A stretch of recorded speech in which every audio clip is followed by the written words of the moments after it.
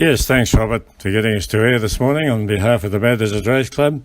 It's been a fascinating week and a lot of activity, and we'll go straight into the usual format that we run for the program.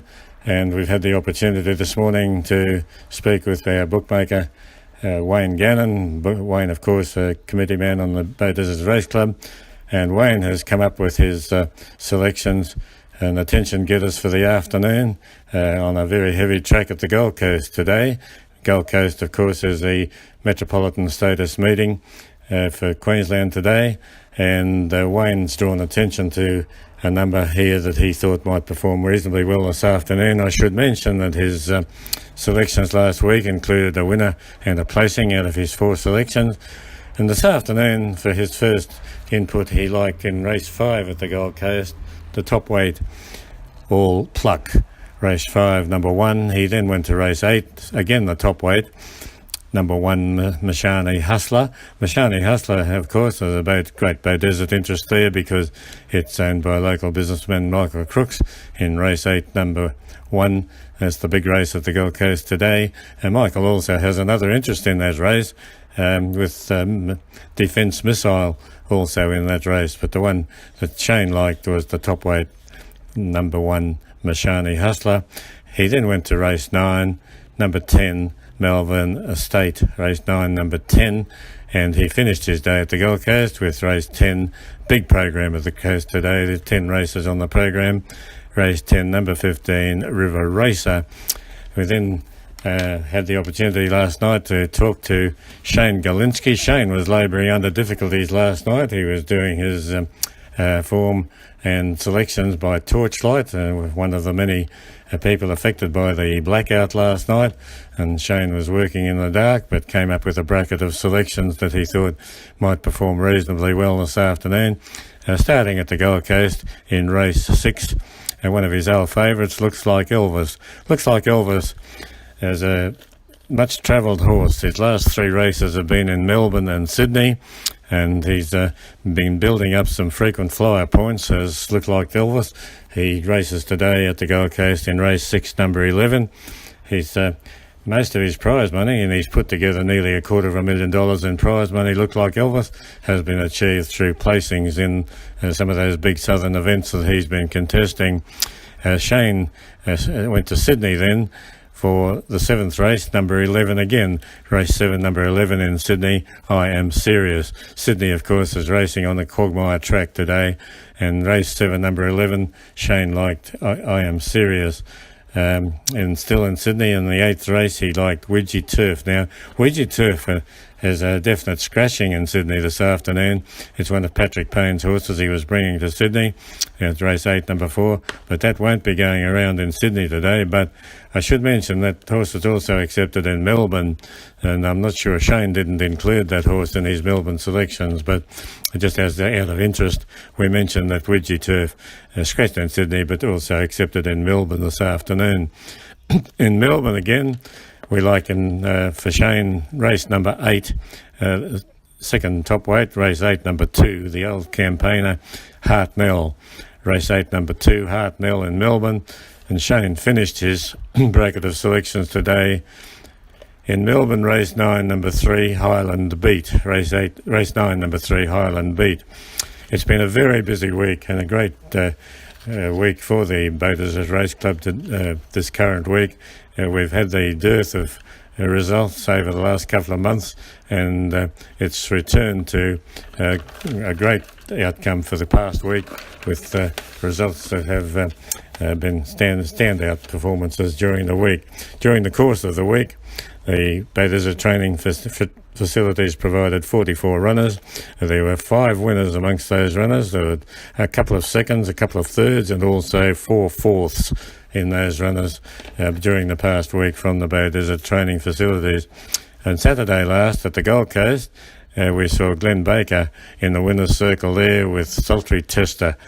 Race at the Gold Coast last Saturday saw Sultry Tester winning for Glenn Baker, and on the same program we saw Toffew Nick, prepared by Di Murphy, picking up a minor prize money cheque for 4th. The meeting at Kilcoy on Monday saw Greg Cornish take Rewa Lad to Kilcoy for a 4th placing, and Kelvin Hickmont also went there for a very close second with Red Calvary for Kelvin Hickmont at Kilcoy. The Ipswich meeting that was scheduled for Wednesday, that was reallocated to Doomben. Track conditions at Ipswich have been causing a lot of concern, and it all happened again yesterday with the Friday meeting scheduled for Ipswich yesterday being abandoned. And we then get to the Bay Desert meeting, in dealing with the Bay Desert meeting in depth. The Thursday meeting saw 82 acceptances performing at the Bay Desert track on Thursday. 34% of those runners were from the Bay Desert training facilities, which meant that the Bay Desert trainers provided 34% of the runners on Thursday and achieved almost 60% of the winning performances. There was a tremendous effort there on Thursday by the Bay Desert interests. The track conditions were magnificent. Track manager Rory Hanrahan has that track in magnificent condition with his team of helpers. It's never looked better from the point of view of grass coverage, and the irrigation system is obviously maintaining that track very well in the current conditions that we're experiencing. And it certainly raced well. It was a high-rated, good 3 track on Thursday for that meeting. There was an incident at the track on Thursday where an inspection of the track was called after the first race. Apparently there was some concern about a section of the track around the 600 mark. I think that's a section of the track that has over the year was degraded some time ago by an underground spring, and I think there's still some problems arising occasionally from that particular section of the track. And there was an inspection held after the first race, but that track was deemed quite safe for racing, and racing, fortunately for the whole meeting, continued on Thursday. The performances that are standout performances, Don Pearson finished up in the winner's circle for the first race with our Rocky, and Jeff Dunn also had a 4th prize money check there for Instantaneous. The third race saw Now Is Everything, prepared by Greg Cornish, in the winner's circle there, and so too in that same race Lady Eleanor, trained by Matthew John Dunn, picked up 3rd prize money in that race as well. The 4th race saw a win for local trainer Charles Weston with Splash of Crystal. Splash of Crystal was an outstanding win there for Charles Weston on Thursday, and then that was followed by Laurie Richardson in the 5th race with All One Class, also in the winner's circle. I should mention in passing there that both of those winners for Charles Weston and Laurie Richardson were ridden by local lady jockey Brooke Ainsworth. Very outstanding rides there by Brooke to achieve those results. In the 6th race, we nearly had another winner there with Tracy Green achieving 2nd place there with Star Caster, and in the same race Ben Robinson trained Megastar to pick up a minor prize money check for 4th prize there. In the 7th race, Solitary Rose ran 3rd for Ben Robinson.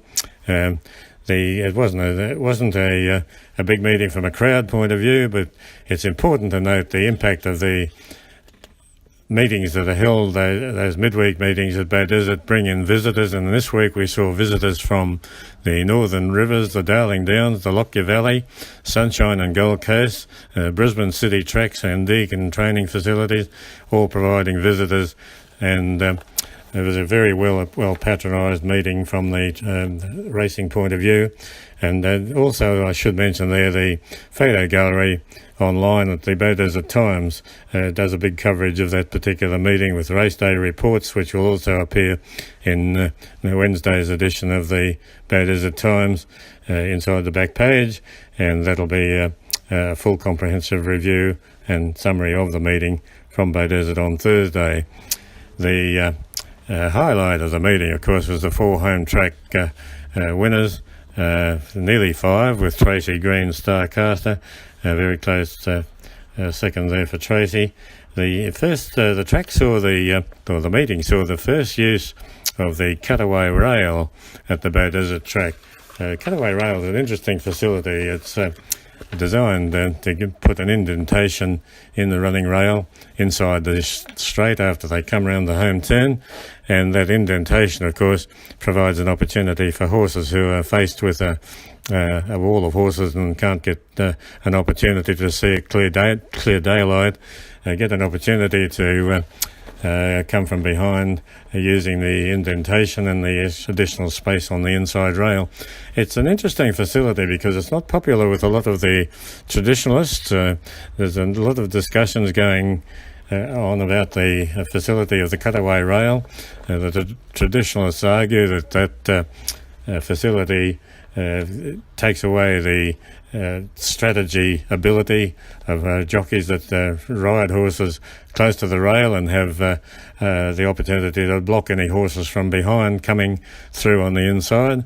But the cutaway rail obviates that, and it doesn't appeal to a lot of the traditionalists as a strategy.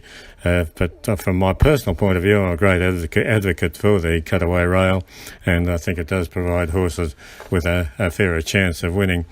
The opportunity to I got the track work there on Wednesday morning. There wasn't a lot of activity at the track on Wednesday morning, but it provided an opportunity for me to meet a couple of the local identities. I hadn't had an opportunity to meet with trainer Charles Weston previously. We've done pen pictures for most of the local trainers at different times. I haven't had the opportunity to catch up with Charles previously. It was quite an opportunity because he came out the next day with a sensational winner with a splash of crystal. So Charles, originally a North Queenslander who found his way to Bay Desert. He trains from an acreage facility he's got out near Kryner, which of course gives him a very good close proximity to the Bay Desert Equus Park track.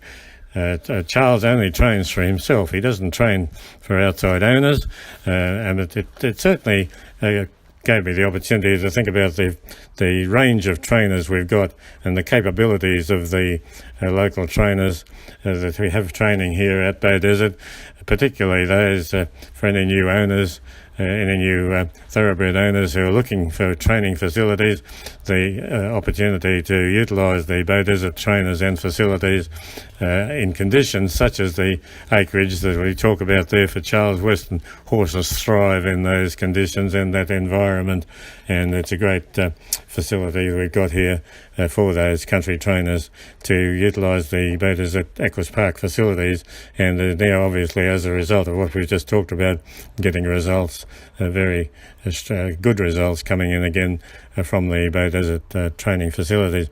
Over the past few months we haven't had many stars of the week. We usually like to give a Star of the Week award, and this week we didn't.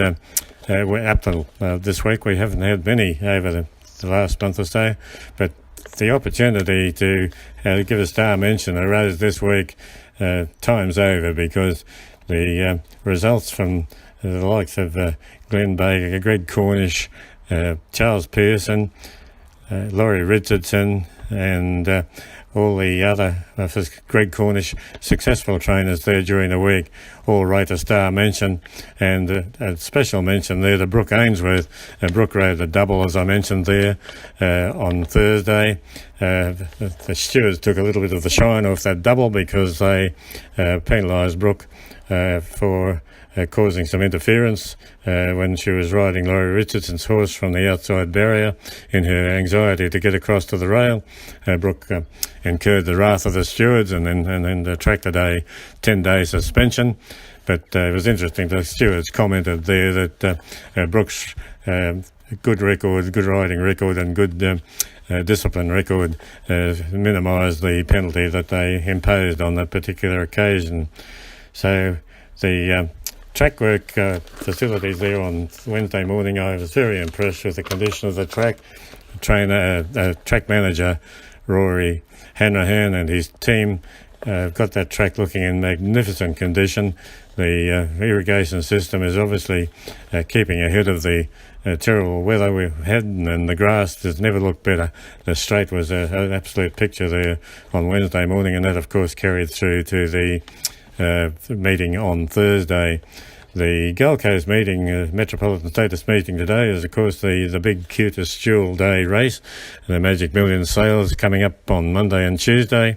And we also see other runners going to the Gold Coast today. Greg Cornish has got that speedy short course specialist of his, High Cost, resuming in race 3, number 6 at the Gold Coast today. Ben Aarons is also heading to the Gold Coast with Miss Amanda. That's a dual acceptance also at Murwillumbah, I might mention. But in the race 4, number 14, currently Ben Aarons has got a dual acceptor there in Miss Amanda.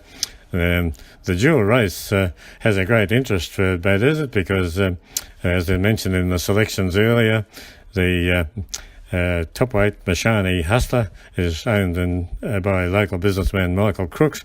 Michael puts a lot into his racing endeavours, and also he's lucky enough to have a second runner in that race, Defence Missile, there this afternoon in the 8th race at the Gold Coast meeting this afternoon. Wayne, of course, put through Mashani Hustler into his selections, and then in the 6th race at the Gold Coast, number 9 is also a Michael Crooks horse, Mashani Viadra, and that's race 6, number 9. And the listed Gold Coast Gold Market is the major listed race there at the Gold Coast today. It's on that 10-race program at the Gold Coast this afternoon. Country meetings at Bundaberg for the traditional St Patrick's Day meeting today. Getting ahead of St Patrick's Day tomorrow. There's no runners from Bay Desert heading to Bundaberg. Ballina on this afternoon, where we'll see the Bangalore Cup meeting. Bay Desert runner down there, Greg Cornish, is heading to Ballina with Rewa Lad. Rewa Lad in race 5, number 7 at Ballina, backing up from its 4th at Kilcoy recently. Scantily Clad is in the first race, number 7 at Ballina, having its first start for Greg Cornish. And in the second race at Ballina, we see Dashing Ocean, prepared by Ben Robinson. Ross Howard resuming in that second race at Ballina with the Doctor having a first run, resuming after a spell for Ross Howard. In the 4th race, we see Slug's nephew Johnny, the top weight, prepared by Mark Palmer. Interesting to see Mark as a top weight getting a run, because he's had a terrible bout of being balloted out as an emergency in recent times, but it's good to see Mark there getting a run if he so chooses there with race 4, number 1, Slug's nephew Johnny at Ballina this afternoon. And in the same race, Greg Cornish has got number 10, Voanabar.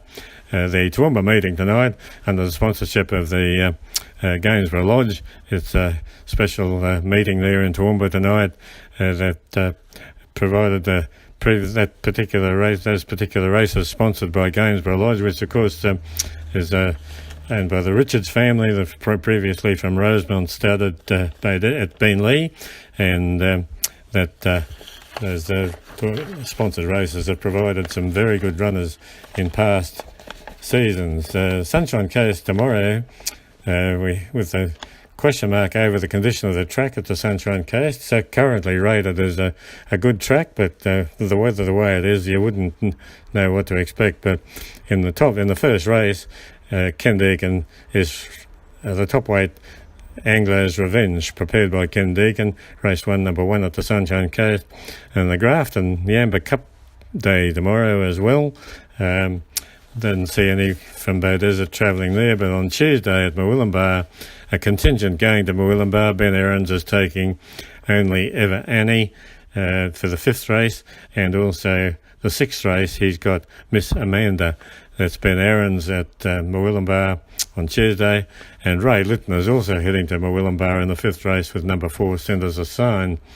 Upcoming meetings, look for runners at the Doomben meeting on this upcoming meeting at Doomben, and don't forget to keep in touch with our program here on the Facebook site, which is facebook.com/racing radio show. A lot of wealth of information there about the activities of the industry and the Bay Desert Club in particular, and also dates for the upcoming events, dates for the diary. We've got The jump out's scheduled for Tuesday, the 26th of March. That's the barrier trial, a great help to the local trainers. So for the jump outs there on Tuesday, the 26th of March. We also see the major meeting coming up for the Anzac Day meeting on Thursday, the 25th of April. A great opportunity to spend the afternoon of Anzac Day on a very social outing, and we have tremendous meeting scheduled there for the Anzac Day meeting on Thursday the 25th of May. Hibernian Race Club, the local charity club with its once a year meeting, is scheduled for the 18th of May at Aquis Park. That's the Hibernian Race Club, the local Bay Desert Hibernian Race Club with its charity meeting.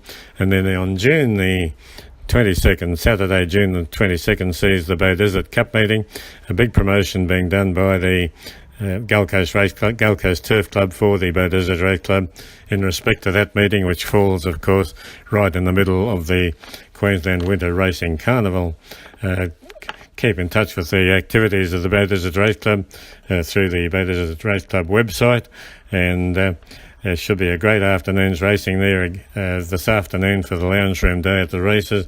A $5 million race in Melbourne today, the All-Star Mile, a new race that is receiving a lot of attention. There are 7 black type races, group races in Sydney this afternoon, and we've also got that black type listed race for the Gold Coast, the Gold Market meeting this afternoon. That's the full program for the past week and the future upcoming activity.